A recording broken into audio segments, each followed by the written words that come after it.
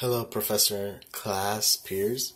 Um, Today, I'm gonna be speaking about a question that my sister inquired. She called about, I think it was about a month ago, asking how she would maintain or keep thriving the plants that she grew in the summertime in the winter.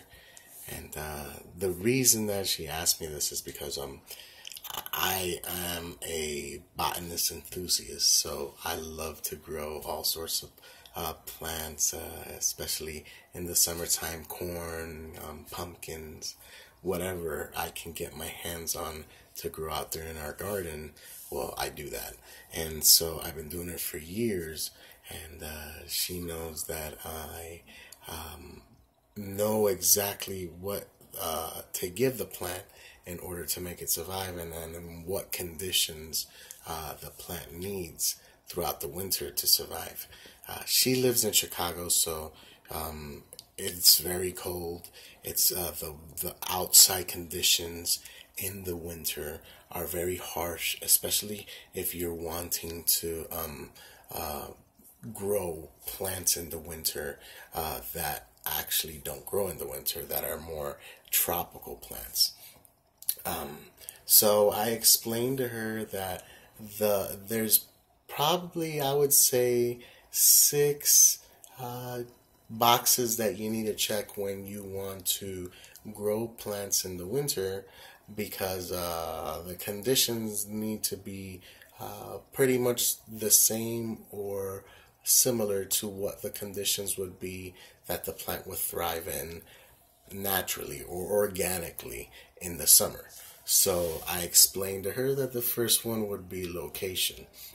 Being that she lives in Chicago, you you basically need to have a spot, a location, a specific area, either in your home or in the garage or wherever it's comfortable, that you can put that plant so that it could sustain itself throughout the winter.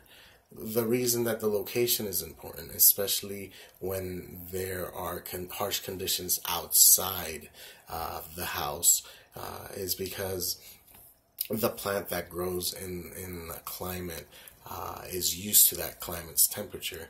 And if you alter that temperature, or somehow that temperature isn't the same as or close to what it would be in nature, then you're risking that the plant doesn't get the specific nutrients that it needs, because that's how a plant works. It absorbs specific nutrients in the soil or whatever medium it's actually rooted in, depending on the temperature. So if it's too cold, it won't absorb certain macro and micronutrients that it needs through the root system, and as a result won't thrive. So that's why the location is important. You need an area where you can ventilate, you can control the climate, and you can prevent any cold air from coming in unless you want it to.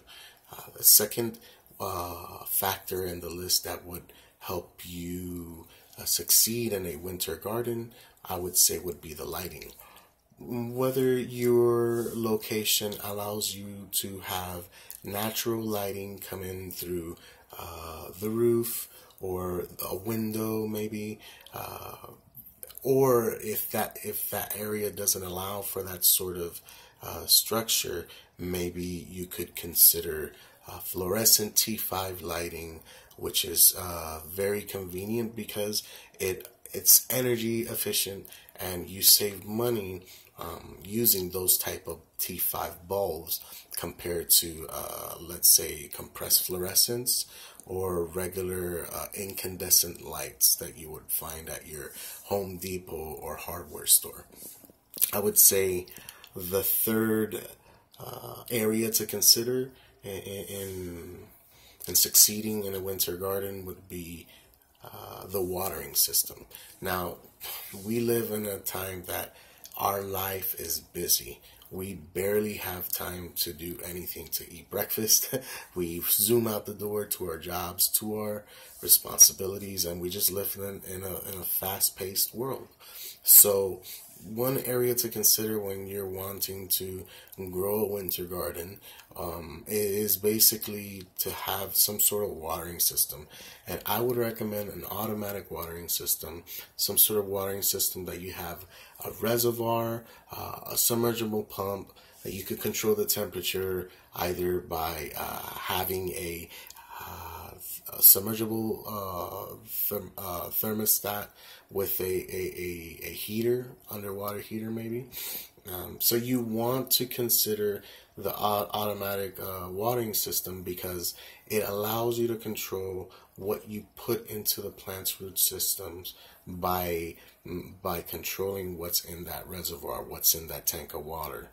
And it also allows you to input timers into the system so that you can control how many times you feed throughout the day, how many times the lights, at what time the lights go on and go off, so that way you could mimic very closely the climate in a summer environment, so that way the plants could think that they're actually supposed to grow a certain amount of time and a certain amount of length.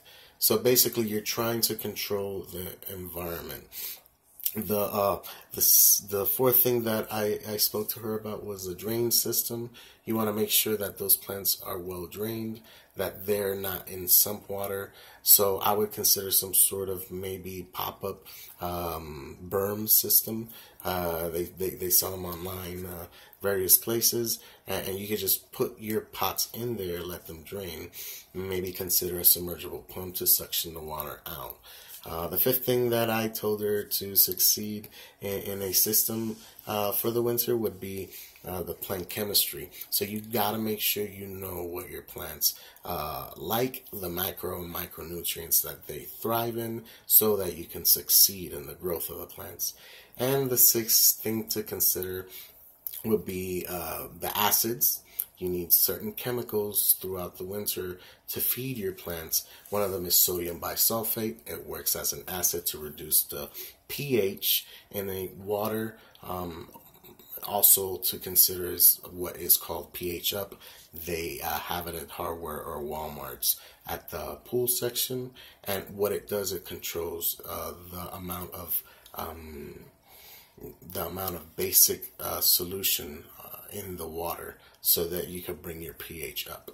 So those are the things that you can consider when you're going to grow plants in the winter.